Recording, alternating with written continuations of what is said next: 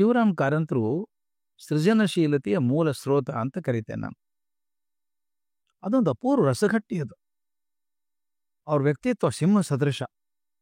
ಅವ್ರನ್ನ ತುಂಬ ಸಲಿಗೆಯಿಂದ ಮಾತಾಡಿಸೋದು ಕಷ್ಟ. ಈ ಕಡಲ ತೀರದ ಭಾರ್ಗವ ಅಂತ ಕರಿತಿದ್ರು ಅವ್ರನ್ನ. ಅವ್ರ ಹತ್ರ ಹೋದವರಿಗೆ ಮಾತ್ರ ಅವರ ಹೃದಯದ ಆಳದ ಸಿಹಿ ನೀರನ್ನು ಹೊರತೆ ಸಿಕ್ಕುತ್ತೆ. ಅವರು ಕೆಲಸ ಮಾಡೋ ರೀತಿ ಅಂದರೆ ಯಾವುದೇ ಒಂದು ವಿಷಯವನ್ನು ಕೈಗೆತ್ತಿಕೊಂಡ್ರೆ ಅವ್ರ ಏಕಾಗ್ರತೆಯ ಮನುಚು ಸುತ್ತಿದ್ದವರೆಲ್ಲರನ್ನೂ ಮುಟ್ಟುತ್ತೆ. ಕೆಲಸ ಮುಗಿಯುವವರೆಗೂ ಕಾರಂತರ ಮನಸ್ಸು ಆ ಕಾರ್ಯಕ್ಕೆ ಬಂದಿ. ಮೊದಲೇ ಗಂಭೀರವಾದ ಮುಖ, ಮತ್ತಷ್ಟು ಗಂಟಿಕೊಂಡಾಗ ಯಾರಿಗಾದರೂ ಅವ್ರ ಮುಂದೆ ಜೋರಾಗಿ ಉಸಿರು ಬಿಡೋಕ್ಕಾದರೂ ಆಗ್ತಿತ್ತ? ಇಂಥ ಒಂದು ಪ್ರಸಂಗ ಏನಾಯಿತು ಅನ್ನೋದನ್ನು H.K. ರಂಗನಾಥ್ ಅವರು ತಮ್ಮ ನೆನಪಿನ ನಂದನದಲ್ಲಿ ಬರೆದಿದ್ದಾರೆ.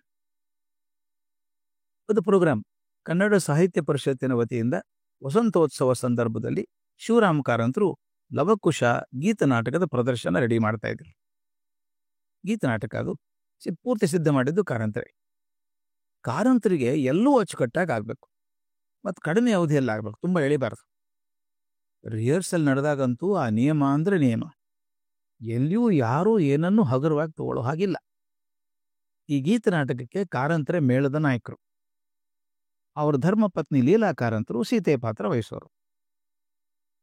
ಎರಡನೇ ದಿವಸ ನಡೀತಾ ಇತ್ತಲ್ಲ, ತರಬೇತಿ ಆಗ್ತಿತ್ತಲ್ಲ, ರಿಹರ್ಸಲ್ ನಡೀತಾ ಇತ್ತಲ್ಲ, ಅದು ಎರಡನೇ ದಿವಸ ಕಾರಂತರ ಯಾಕೋ ಬಹಳ ಬಿಗಿಯಾದಂಗೆ ಕಾಣಿಸ್ತು. ಮುಖದ ಮೇಲೆ ನಗೆ ನೆರಳು ಕೂಡ ಇಲ್ಲ. ಎಲ್ರಿಗೂ ಅಳುಕು, ಅವ್ರು ಮಾತಾಡ್ಸಂಗಿಲ್ಲ, ಗಾಬರಿ, ಮತ್ತೆಲ್ಲ ಇಡೀ ಆ ಟೀಮ್ನಲ್ಲೇ ಬಿಗಿತ ಬಂದ್ಬಿಡ್ತು. ನಾಟಕದ ರಿಹರ್ಸಲ್ ನಡೀತಾ ಇದೆ. ಒಂದು ರಸಘಟ್ಟಕ್ಕೆ ಬಂದು ನಿಂತ್ಕೊಂತು. ಸಂದರ್ಭ ಏನು? ಲಕ್ಷ್ಮಣ ತುಂಬ ಬಸುರಿಯಾದಂಥ ಸೀತೆಯನ್ನ ಮಹರ್ಷಿ ವಾಲ್ಮೀಕಿಯವರ ಆಶ್ರಮದ ಹಳಿ ಹತ್ರ ಬಿಟ್ಟು ಹೋಗ್ತಾರೆ. ಆಗ ಶ್ರಮದಿಂದ, ಬಳಲಿಕೆಯಿಂದ, ದುಃಖದಿಂದ ಸೀತೆ ಎಚ್ಚರ ತಪ್ಪಿ ಬೀಳ್ತಾಳೆ. ಆ ಸಂದರ್ಭದಲ್ಲಿ ಆಶ್ರಮದ ಭಟುಗಳು ನೋಡಿ ಈ ಅಬಲೆಯನ್ನು ನೋಡ್ತಾರೆ. ಗಾಬರಿಯಾಗಿ ಆಶ್ರಮಕ್ಕೆ ಓಡಿ ಹೋಗ್ತಾರೆ. ವಾಲ್ಮೀಕಿಯನ್ನು ಕರ್ಕೊಂಡು ಬರ್ತಾರೆ. ಆ ಮಹರ್ಷಿಗಳು ಆಕೆ ನೋಡಿದ ಮೇಲೆ ಮುಖದ ಮೇಲೆ ನೀರನ್ನು ಸಿಂಪಡಿಸಿ ನಿಧಾನವಾಗಿ ಹೇಳಮ್ಮ ಅಂತ ಹೇಳ್ತಾರೆ. ಆಗ ಸೀತೆ ಅರ್ಧಮರ್ಧ ಎಚ್ಚೆತ್ತು ರಾಮ ರಾಮ ಅಂತ ಒದರ್ತಾ ನಿಧಾನವಾಗಿ ಕೈ ಊರಿ ಅರ್ಧ ಮೇಲಕ್ಕೆತ್ತು ಋಷಿಗಳನ್ನು ನೋಡಬೇಕು. ಅಯ್ಯೋ, ಋಷಿಗಳಿದ್ದಾರಲ್ಲ ಅಂತ ಆಶ್ಚರ್ಯ ಪಡಬೇಕು. ಈ ನಾಟಕದ ಸಂದರ್ಭ ಅದು. ಸೀತೆಯ ಪಾತ್ರದಿಂದ ಲೀಲಾ ಕಾರಂತರು ಎಚ್ಚರದಪ್ಪಿದವರಂತೆ ಮಲಗಿ ನಟನೆ ಮಾಡ್ತಾ ಇದ್ರು. ಕಾರಂತರು ಸೂಚನೆ ಕೊಟ್ಟರು, ಏಳಿನ ಮೇಲೆ ಅಂತ ಹೇಳಿದ್ರು. ಲೀಲಾರೋಳು ಹೇಳಿಲ್ಲ. ಕಾರಂತರು ಗಡಸು ಮುಖ ಮಾಡಿ ಮತ್ತೆ ಸನ್ನೆ ಮಾಡಿದ್ರು, ಏಳು ಅಂತ. ಆಕೆ ಮಲಗಿದಲ್ಲೇ ಹೇಗೆ ಹೇಳ್ಬೇಕು ಅಂತ ನಗನಗ್ತಾ ನಿಧಾನವಾಗಿ ಕೇಳಿದರು. ಬಹುಶಃ ಆ ಸಂದರ್ಭದಲ್ಲಿ ಅವರೊಬ್ಬರಿಗೆ ಮಾತ್ರ ನಗೋದಕ್ಕೆ ಸಾಧ್ಯ ಆಯಿತು. ಅದು ನೋಡಿ ಕಾರಂತರು ನಗ್ತಾರೆ ಅನ್ಕೊಂಡಿದ್ರು ಎಲ್ಲರೂ. ಆದರೆ ಕಾರಂತರ ಮುಖದ ಗಂಟು ಸಡಲ ಆಗಲೇ ಇಲ್ಲ. ಥಟ್ ಅಂತ ಎದ್ರು. ಉಳಿದವರು ಉಸಿರು ಬಿಗಿ ಹಿಡಿದು ನೋಡ್ತಾ ಇದ್ದಾರೆ. ಸರಸರನೆ ಕಾರಂತರು ಹೋಗಿ ಪತ್ನಿ ಮಲಗಿದ್ರಲ್ಲ ಹತ್ರ ಬಂದರು. ಎಲ್ಲರೂ ಏನು ಅನ್ಕೊಂಡ್ರು, ಅವ್ರಿಗೆ ಹೇಗೆ ಹೇಳೋದು ಅಂತ ಅಭಿನಯ ಹೇಳ್ಕೊಡ್ತಾರೆ ಅಂತ ಎಲ್ಲರೂ ಮೈಯೆಲ್ಲ ಕಣ್ಣಾಗಿ ನೋಡ್ತಾ ಇದ್ರು. ಲೀಲಾರವ್ರ ಹತ್ರ ಬಂದಂಥ ಕಾರಂತರು ಕೈ ಎತ್ತಿ ಕೆನ್ನೆಗೆ ಪಟಾರ್ ಅಂತ ಹೊಡೆದ್ಬಿಟ್ರು. ಅನಿರೀಕ್ಷಿತ ಇದು. ಆ ಪೆಟ್ಟಿನಿಂದ ಆದ ನೋವಿನಿಂದ ಮತ್ತು ಇಷ್ಟು ಜನರ ಮುಂದೆ ಆದಂಥ ಅಪಮಾನದಿಂದ ಲೀಲಾ ಗಾಬರಿ ಆಗಿರ್ಬೇಕಲ್ಲ. ಆಕೆ ಗಾಬರಿಯಾಗಿ ಯಾವ ಕೆನ್ನೆಗೆ ಹೊಡೆದಿದ್ರಲ್ಲ ಆ ಕೆನ್ನೆನ ಒಂದು ಕೈ ಹಿಡ್ಕೊಂಡ್ರು. ಇನ್ನೊಂದು ಕೈಯನ್ನ ನೆಲಕ್ಕೆ ಆಶ್ರಯ ಕೊಟ್ಟು ನಿಧಾನ ಕೇಳೋಕೆ ಶುರು ಮಾಡಿದ್ರು.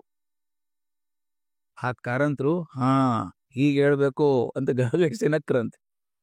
ಆ ನಕ್ಕದನ್ನು ಯಾರೂ ಮರೆಯೋ ಹಾಗಿಲ್ಲ. ನಂತರ ಎಲ್ರಿಗೂ ಸಿಕ್ಕೊಂಡಿತ್ತಲ್ಲ ಉಸಿರು ಬಿಟ್ಟಂಗಾಯ್ತು, ವಾತಾವರಣ ತಿಳಿಯಾಯಿತು. ಇದು ಅವರ ನೈಜ ಅಭಿನಯನವನ್ನು ಕಲಿಸುವಂಥ ರೀತಿ.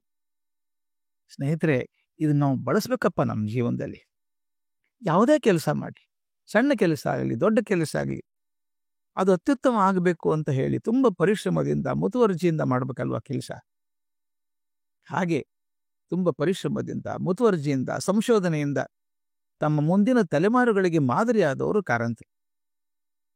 ಅವರ ತಾದಾತ್ಮ್ಯತೆ, ಈ ಪರಿಪೂರ್ಣತೆಯ ಹುಡುಕಾಟ ಅಂತೀವಿ ನಾವು, ಪರಿಪೂರ್ಣತೆಯ ತಡಕಾಟ ಅನನ್ಯವಾದದ್ದು.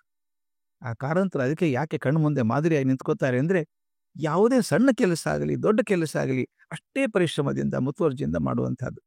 ಅದು ನಮಗೂ ಒಂಚೂರು ನಮ್ಮ ಬದುಕಿನಲ್ಲಿ ಬಂದರೆ ನಮ್ಮ ಭಾಳ ಎಷ್ಟು ಚೆನ್ನಾಗುತ್ತೆ ಗೊತ್ತಾ. ಅಯ್ಯೋ, ಸಣ್ಣ ಕೆಲಸ ಹೇಗೋ ಮಾಡಿ ಹಾಕಿ ಅನ್ನೋದು. ದೊಡ್ಡ ಕೆಲಸ ಅನ್ನೋದು, ಆತಂಕ ಮಾಡ್ಕೊಳ್ಳೋದು. ಆದರೆ ಪ್ರತಿಯೊಂದನ್ನು ತೂಕ ಮಾಡಿ ಯಾವುದಕ್ಕೆ ಎಷ್ಟು ಕೊಡಬೇಕು ಅಂತ ಮಾಡೋದಾದರೆ ಕಾರಂತರು ಆ ಮಾಡಿದಂಥ ಘಟನೆ ನಮ್ಮ ಜೀವನಕ್ಕೊಂದು ಪ್ರಯೋಜನ ಆಗತ್ತೆ.